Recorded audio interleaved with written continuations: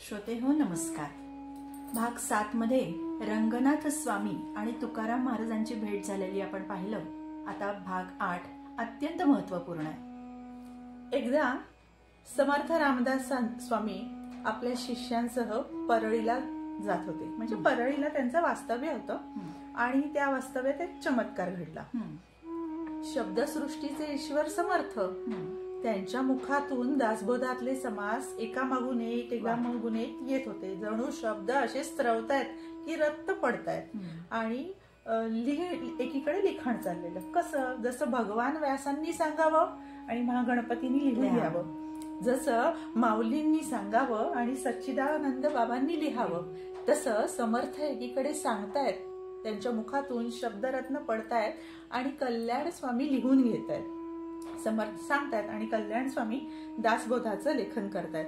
काय सांगतायत समर्थ? समर्थ वेदांत कथन करत होते, निर्गुणाबद्दल बोलत होते. आणि वेदांत कथन म्हणजे एकदम मोठी गोष्ट. कल्याणाच्या मनात हे लिहित असताना तरंग उठला की सगुणाचं वर्णन करण्यापेक्षा स्वामींनी निर्गुणाचं वर्णन का करावं? वेदांत सांगतायत, लिहितोय आणि मनात हा तरंग उठला. त्याच्या मनातले भावतरंग सद्गुरूच ते त्यांनी ओळखले आणि समर्थांनी त्याला सांगितलं, कल्याणा ग्रंथलेखन थांबव. अगदी लगेच ग्रंथलेखन आज आपण थांबवू असं कल्याणाला सांगितलं. मी तुला एक पत्र देतो, ते पत्र घे आणि तात्काळ निगडीला जा. निगडीला स्वामींकडे, बरोबर, आपल्या चरित्राचे नायक रंगनाथ स्वामींकडे जा आणि निगडीला त्यांना ते पत्र रंगनाथ स्वामींकडे दे. त्यांना नमन कर आणि तात्काळ त्या पत्राचं उत्तर घेऊन परळीला परत ये. म्हणजे जा, थांब वगैरे नाही, असं सांगितलं की लगेच यायचंय. समर्थांनी हाती एक पत्र लिहिलं आणि तो पत्र लिहिल्यानंतर त्या कागदाची घडी घातली. त्या पत्रामध्ये त्यांनी अर्धाच श्लोक लिहिला. घडी घालून ते पत्र त्यांनी कल्याणाच्या हाती दिलं. अच्छा, बर. याच्या पुढे अजून खूप मजेशीर म्हणजे अतिशय महत्वपूर्ण चर्चा आहे बरं का. त्यांनी ते पत्र मस्तकी लावलं आणि समर्थांना वंदन केलं की आता मी निघतोय. आणि तो निर्गुणपुरीला निघाला. आता निर्गुणपुरी म्हणजेच निगडी, तो निगडीकडे निघाला. समर्थांनी दिलेलं पत्र रंगनाथ स्वामींच्या जवळ त्यांनी ते दिलं, स्वाधीन केलं. ते पत्र पाहून रंगनाथ स्वामींनी ते वाचलं आणि स्मित हास्य मात्र केलं. जे कळायचं ते त्यांना त्वरितच कळलं.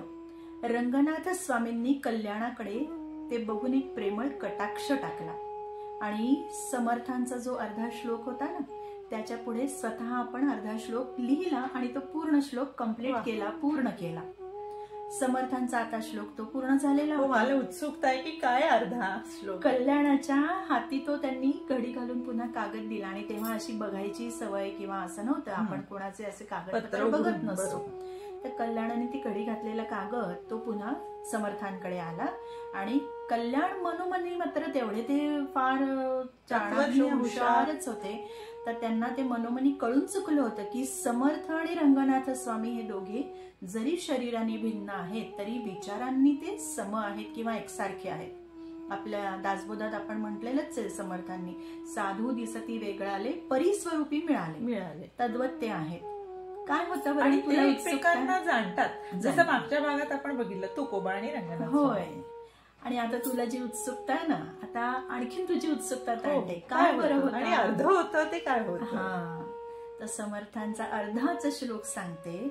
अद्वैत चर्चा कंटाळवाणी, अद्वैत चर्चा कंटाळवाणी, सोडूनी वर्णा कोदंडपाणी, असा तो समर्थांनी लिहिलेला कल्याणाकरताचा श्लोक होता, जो रंगनाथ स्वामी. फक्त समर्थांचे शब्द आहे.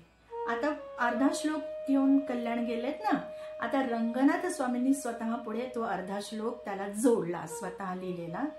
तो असा होता, अद्वैत चर्चा जवहे कळेना, अद्वैत चर्चा जवहे कळेना, पूर्ण रामी मन हे वळेना. पूर्ण रामी मन हे वळेना म्हणजे जोपर्यंत अद्वैताची चर्चा, अद्वैताचं ज्ञान आपल्या पचनी पडत नाही तोपर्यंत राम कोण आहे, तो फक्त सगुणातच आहे का, तर हे कळत नाही. किंवा हे अद्वैताची चर्चा केल्यानेच कळतं असा त्यांचा सांगण्याचा हेतू आहे. वा वा वा. तर आज आपला इथे 8वा भाग समाप्त झालेला आहे. आपण हे प्रसारित करा, प्रचारित करा. समर्थांचे विचार, तुकोबांचे विचार आणि रंगनाथ स्वामींचे विचार अल्पसा प्रयत्न केलाय. गोड श्रीराम. श्रीराम.